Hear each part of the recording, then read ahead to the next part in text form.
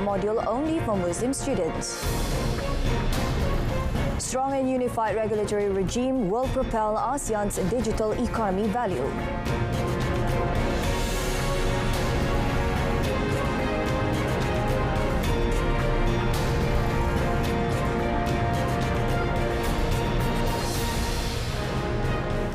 Good evening and Salam Malaysia Madani. You're watching Malaysia Tonight with me, Shuhaida Arifin.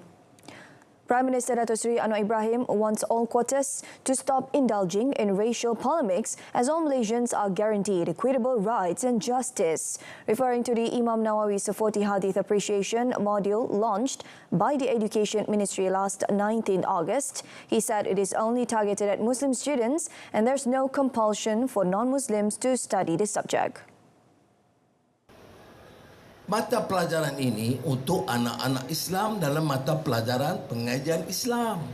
Tanyalah dulu. Janganlah marah dulu. Kalau hari ini saya datang ke Little India, Datuk Bandar umumkan beberapa program India, nanti yang pelapor-pelapor Melayu sebut, tengok, Anwar ni jaga India saja, dia tak jaga Melayu. Saya pergi cakap soal Melayu, termasuk teks, minta anak-anak Islam baca hadis, dah ada orang India kita tengok Anwar ni Islamis, dia nak propagate Islam. Semua tak kena. The Prime Minister explained that it is his responsibility as a leader to ensure that Islam is properly learnt and appreciated. The Hadith module is aimed at inculcating an appreciation of the Hadith starting from the school level, among other things, and to instill the spirit of love and promote religious understanding, especially among Muslim students and teachers. The pilot program will be implemented at 61 Sekolah Menengah Kebangsaan Agama and 228 Sekolah Agama Bantuan Kerajaan throughout the country. Prime Minister Dato' Seri Anwar Ibrahim has approved part of the applications for the recruitments of foreign workers involving barbershops, textiles and goldsmiths. In doing this, however, Dato' Seri Anwar placed the condition that local youths be trained to fill up the vacancies in the three sectors. The Premier stressed that training must be provided to the youths and these efforts should be made through technical and vocational education and training TVET, as well as National Entrepreneurial Group Economic Fund, TEKUN. About 3,000 employers in the three sectors were affected by the freeze, with most of them are small and medium enterprises. Oleh kerana keperluan segera, untuk tiga kategori ini, kita lulus tidak sepenuhnya dan saya minta nanti dalam mesyuarat Jemaah Menteri hari Jumaat ini, Menteri akan bawa paper supaya kita lulus sebahagian. He said this when officiating the Lestari Niaga at Kuala Lumpur di Medan Selera Madani program at Kompleks Tun Sambatan, where he also announced an additional allocation of 10 million ringgit to upgrade stores throughout Kuala Lumpur.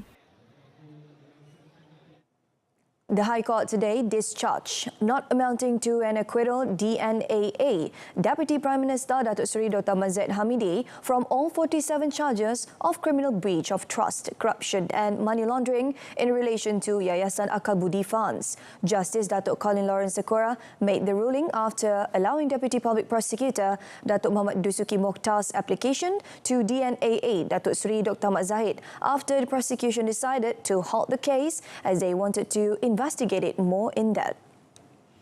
Justice Datuk Colin Sakura said the prosecution exercising its powers under Article 145 subsection 3 of the Federal Constitution and Section 254 of the Criminal Procedure Code decided to withdraw the 47 charges against the accused person. He said the prosecution asked for DNAA for several reasons, including the need to further investigate on the charges preferred. The defence, however, objected to the DNAA and instead asked the court to make an order of a discharge amounting to an acquittal. Datuk Seri Dr. Ahmad Zahid had sent the 200-page letter of representation to the Attorney General's chambers as a basis for consideration for the charges against him to be dropped. The case commenced in November 2019 and 77 days of the trial had been held while 114 witnesses were called to testify. A total of 927 police personnel are eligible to cast their votes as early voters for the Pulai parliamentary by-election tomorrow.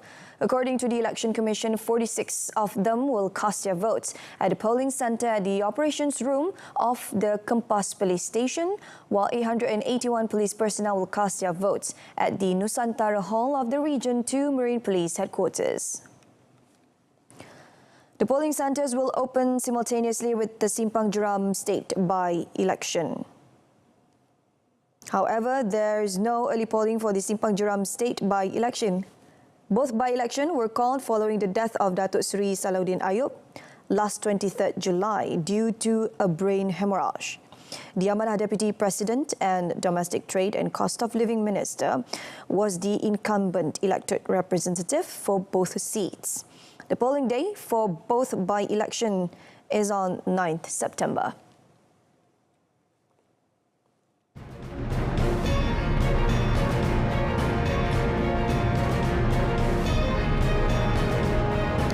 Russian Sweden on trial suspected of spying for Russia. That and more coming up in our foreign segment.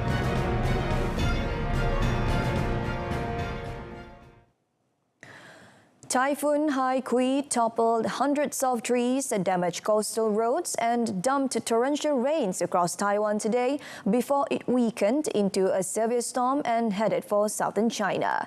Haikui had initially appeared to depart the island but made a second landfall today in southwest Kaohsiung before it was downgraded to a severe tropical storm as it moved out into the Taiwan Strait. There were no reports of deaths, but destruction was seen in coastal Taitung, a mountainous county in lesser populated eastern Taiwan, where the storm directly hit the day before. A forecaster with Taiwan's Central Weather Bureau said Haikui initially appeared to trek away from the island and out to sea, but made a second landfall in Kaohsiung at around 4 a.m. By midday, the storm had moved southwest of Taiwan's outlying island of Pinghu, but was still bringing torrential rain and strong winds to the south and northeast. In Kaohsiung, the local government reported hundreds of toppled trees and flooding in dozens of locations, although the situation was easing as the storm departed and the weather conditions improved. Nearly 80 people suffered injuries during the typhoon, according to the authorities, though they were minor, mostly due to fallen trees and car accidents. A Russian Swede arrested last year in a dramatic dawn raid on his quiet suburban home goes on trial in Stockholm today, accused of passing Western technology to Russia's military. Sergey Vorts, a 60-year-old dual national, has lived in Sweden since the 1990s, where he has run import-export companies. He is to appear in a Stockholm district court charged with carrying out unlawful intelligence activities against the United States and Sweden for a decade until his arrest in November 2022. The prosecution believes Vortsov and his companies provided a platform for the Russian military intelligence service GRU and part of the Russian state system to illegally procure Western technology, mainly electronic devices, which were off limits to Moscow due to international sanctions. Vortsov faces up to 4 years in prison if found guilty. In detention since his arrest, he has denied the allegations. In the indictment, the prosecution accused Vortsov of gathering information and the actual acquisition of various items that the Russian state and the defense forces could not acquire on the open market due to export rules and sanctions. The trial is expected to last until September 25th, held in part behind closed doors due to reasons of national security.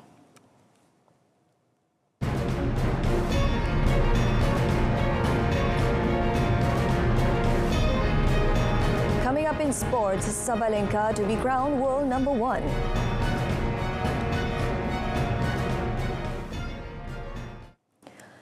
Aryna Sabalenka will become the new women's world tennis #1 following the conclusion of the US Open. The Belarusian will jump ahead of Iga Swiatek, who will drop down following her fourth-round exit at Flushing Meadows.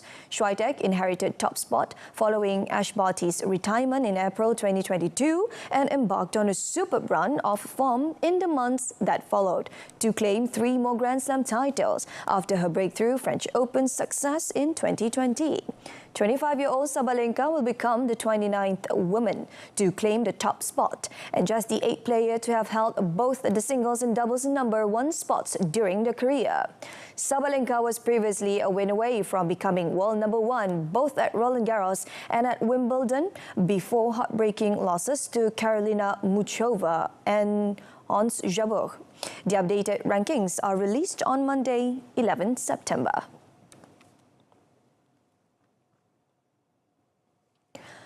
Alexis Espargaro claimed victory ahead of Aprilia teammate Maverick Vinales at the Catalunya Grand Prix as championship leader Francesco Bagnaia was taken to hospital after crashing on the opening lap.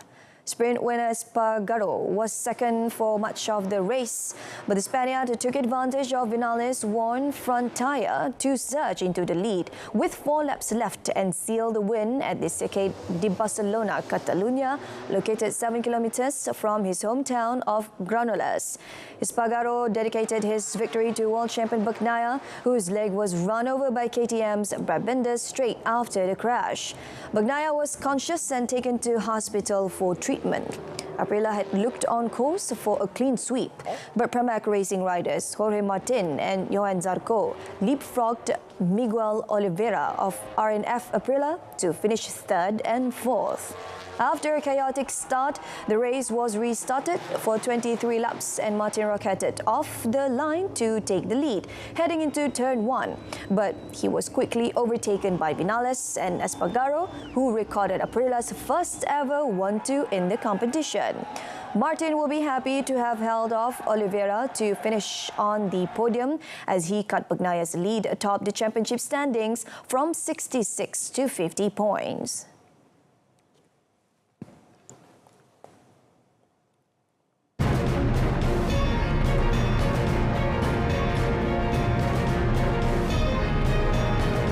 In our business segment, Malaysia's domestic growth likely to continue amid steady conditions.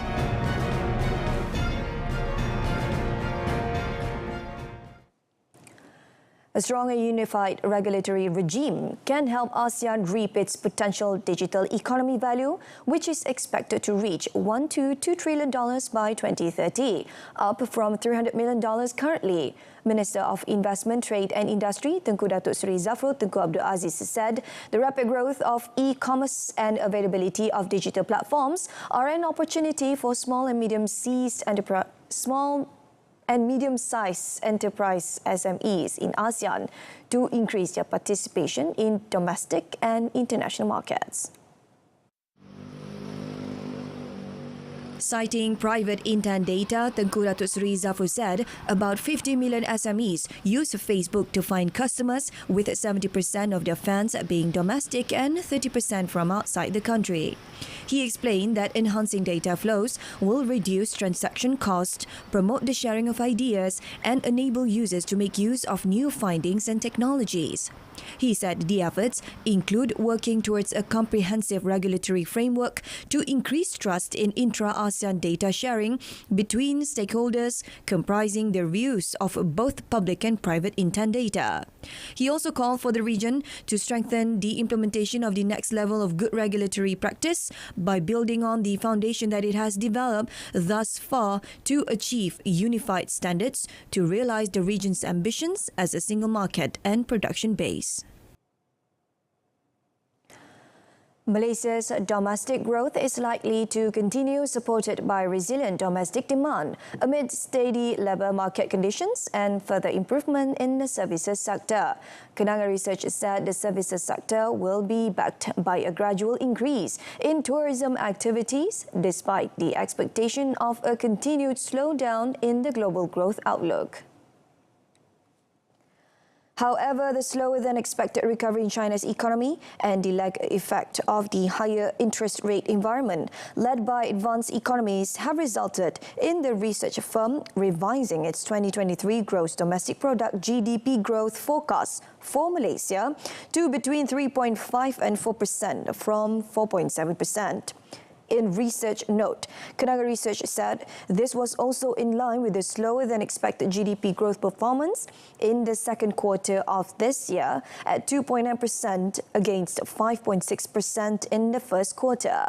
This came as the Manufacturing Purchasing Managers Index PMI reading in August saw a lower reading which reflects a persistent weakness in manufacturing conditions, largely due to subdued demand from overseas. It said this was also partly due to the higher base effect recorded last year and as the economy returned to normalcy with the absence of stimulus measures. Malaysia's manufacturing PMI remained unchanged in August at 47.8 from July, reflecting a subdued demand in the third quarter. Local institutional investors maintained their net buying stance on Bursa Malaysia for the third consecutive week at RM191.3 million for the week ended 1st September. In its fund flow report, MIDF Research said local investors only net sold negative RM17.1 million on Tuesday but were net buyers on Monday, Wednesday and Friday. The local bourse and its subsidiaries were closed for the National Day holiday on Thursday. According to the research firm, year-to-date, local institutions have net bought RM3.23 billion on equities on Bursa Malaysia. On the other hand, it said foreign investors remain net sellers for the second straight week at negative RM113.5 million during the shortened trading week. The top three sectors that saw net foreign inflows were property, construction and technology. Meanwhile, the bottom three sectors which saw net foreign outflows for the week were healthcare, industrial products and services, and consumer products and services, bringing the year-to-date foreign net selling to negative RM2.68 billion. Local retail investors also remain as net sellers of local equities last week at negative RM77.8 million. In terms of participation, the research firm said the average daily trading volume among foreign, retail and institutional investors rose by 94.3%, 38.4% and 44.9% respectively. The Ministry of Local Government Development KPKT has approved a total of RM68 million for 15 local authorities in Perak through BP1 development allocations. Its Minister Ngah Koming said it covers various projects including the development of new facilities as well as the upgrading and maintenance works of public infrastructure in the state. Elaborating further on the matter, Ngah said, as of August, the ministry has approved 29 projects under Ipoh City Council, with some of them are already underway. He said the City Council will carry out works to upgrade and maintain public infrastructures such as drains, public market roofs and street lights in new villages. KPKT melalui JKT sentiasa bekerjasama dengan pihak berkuasa tempatan di seluruh Malaysia bagi merealisasikan perancangan pembangunan demi meningkatkan mutu perkhidmatan serta kesejahteraan rakyat. Hari ini saya juga membawa berita baik untuk penduduk rumah pangsa di negeri Perak. KPKT hari ini telah meluluskan sebanyak 5.78 juta.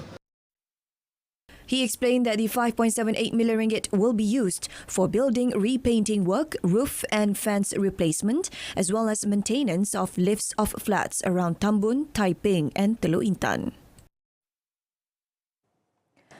Country Gardens deal with creditors for an extension on onshore debt payment worth RM2.5 billion has brought the developers and China's crisis-ridden property sector some much-needed respite. But while investors in the company may be heaving signs of relief, it remains to be seen whether a raft of government stimulus measures will soon help revive demand, ease the sector's cash squeeze and lift the gloom over the world's second-largest economy. The financial woes of China's top private developers have only further highlighted the fragile state of the country's real estate industry, which accounts for roughly a quarter of the economy. Considered financially sound compared to peers, Country Garden had not missed a debt payment obligation until coupon payments on dollar bonds last month after slowing home demand hurt its cash flow. Since then, Chinese authorities have rolled out a number of measures, the most significant being the lowering of existing mortgage rates. Observations will be made in the coming months whether these supply-side measures are able to revive home buying demand, which is crucial for the fate of China's developers. In the deal reached after a vote on its proposal late on Friday, Country Garden is now allowed to repay the onshore debt in installment over 3 years instead of meeting its obligations by 2nd September. While China's property industry may have gained some respite, some market participants said that they plan to stay away from the sector until there's a rebound in home sales. China Lianyungang Silk Road International Logistic Expo concluded in the Lianyungang city of East China's Jiangsu province recently after a 3-day showcase of advanced new logistic facilities. This year's Expo themed Building a Win-Win Mechanism with Mutual Benefits, drawing a blueprint of Silk Road with land and sea transport, gathered around 450 exhibitors from 23 countries and regions around the world and 27 provinces and cities in China. The Expo this year was the largest ever with 6 exhibition areas and 1,483 booths. The Expo this year focused on equipment, transportation, technology and services in the logistic industry, with some large-scale Chinese central government enterprises and well-known logistic companies from Kazakhstan, Uzbekistan, Russia, Germany and other countries and regions participating in the event. The landmark event, promoting investment and trade cooperation in countries and regions in the Belt and Road Initiative, has been held for 7 consecutive years and has provided an important platform for the logistic industry in more than 50 countries and regions, with more than 400 overseas institutions and more than 4,000 exhibitors taking part. Meanwhile, the ongoing China International Service Trade Fair has staged a series of pragmatic and insightful forums in conjunction with thematic discussions focusing on global trends in services trade development, digital trade advancement, and green value enhancement. The Forum on Development of Trade in Services issued the China Service Trade Development Report 2022, revealing that China's scale of service imports and exports reached a new historical high, maintaining its position as the world's second largest for 9 consecutive years. The international competitiveness of service trade continues to improve, with digital service exports accounting for nearly 50% of total service exports, while the offshore service outsourcing scale expands steadily, demonstrating significant achievements in transformation and upgrading. Representatives from governments, world organizations and leading enterprises conducted in-depth exchanges on green development and how to promote the whole industry's development and improve economic and social value at the Global Entrepreneur Summit on Trades in Services. Turkish President Recep Tayyip Erdogan is due to meet his Russian counterpart Vladimir Putin in Russia's southern resort city of Sochi, primarily to discuss Black Sea grain exports. The two leaders will discuss the fallout from Russia's military intervention in Ukraine, as well as a deal that allowed the export of Ukrainian grain via the Black Sea. Turkish Foreign Minister Hakan Fidan met Russian Defense Minister Sergey Shoigu in Moscow on Friday to discuss grain ahead of the Erdogan meeting. Shoigu said it was not Russia's fault that the grain deal had failed and repeated the Russian position that Moscow would return to it if all the promises made to Russia were fulfilled. The Black Sea grain deal, brokered by Turkey and the United Nations in 2022, ended after Russia withdrew in July. Ankara and the UN are now seeking to convince Moscow to return to the agreement. UN Secretary-General Antonio Guterres recently said that he had sent Russian Foreign Minister Sergey Lavrov a set of concrete proposals aimed at reviving a deal that allowed the safe export of Ukrainian grain via the Black Sea. Turkey's Foreign Minister said at a briefing in Moscow that reviving the deal was important for the world.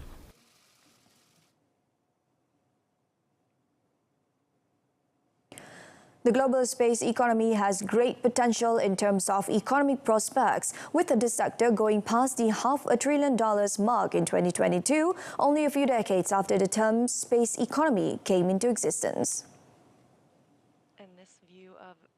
Several studies by specialized global institutions indicate that the global space sector will be worth over $1 trillion in the next few years. In its space report, the Space Foundation, the United States non-profit advocate organization offering a gateway to education, information and collaboration for space exploration and space-inspired industries that define the global space ecosystem, said that the space economy grew 8% in 2022, with its value totaling $546 billion and is projected to grow by 41% in the next 5 years. These findings are further backed by other studies published by major global institutions such as PwC, Bank of America, and McKinsey & Company. In the 1960s, space exploration was limited to the world's two superpowers. However, nowadays, there are over 90 countries taking strides in this field. This increased interest in space exploration is driven by the rising awareness of the importance of the sector and the rapid advancements in the field, which made space missions easier and less costly. Kenyan President William Ruto kicked off Africa's first climate summit today by urging thousands of delegates in Nairobi to see the climate crisis as a unique opportunity for the continent to attract billions of dollars in investment. Before you guys went all over the place, we have ample renewable energy potential as well, and the natural assets and resources to green our own consumption, but also to meaningfully contribute to decarbonization of the global economy. We must see in green growth not just a climate imperative, but also a fountain of multi-billion-dollar economic opportunities that Africa and the world is primed to capitalize. Organizers say they anticipate hundreds of millions of dollars in deals to be announced at the three-day summit, during which they aim to showcase Africa as a destination for climate investment rather than a victim of floods, drought and famine. Africa leaders are pushing market-based financing instruments such as carbon credits in a bid to mobilize funding that they say has been slow to arrive from rich world donors. Many African campaigners, however, have opposed the summit's approach to climate finance, saying it advances Western priorities at the expense of the continent. Shortages of imported goods sold at subsidized rates have been increasing in Tunisia since last year, with wheat, sugar, cooking oil and dairy products periodically disappearing from supermarket shelves, along with some medicines. Although rice is not most common staple in Tunisia, where bread, pasta and concours are more frequently eaten, its lack of gluten makes it indispensable for the country's estimated 100,000 people with celiac disease, an autoimmune condition that prompts a dangerous response to gluten. The government has denied that shortages are due to the crisis in public finances, with talks for foreign bailouts stalled and credit ratings agencies warning that Tunisia may default on sovereign debt. However,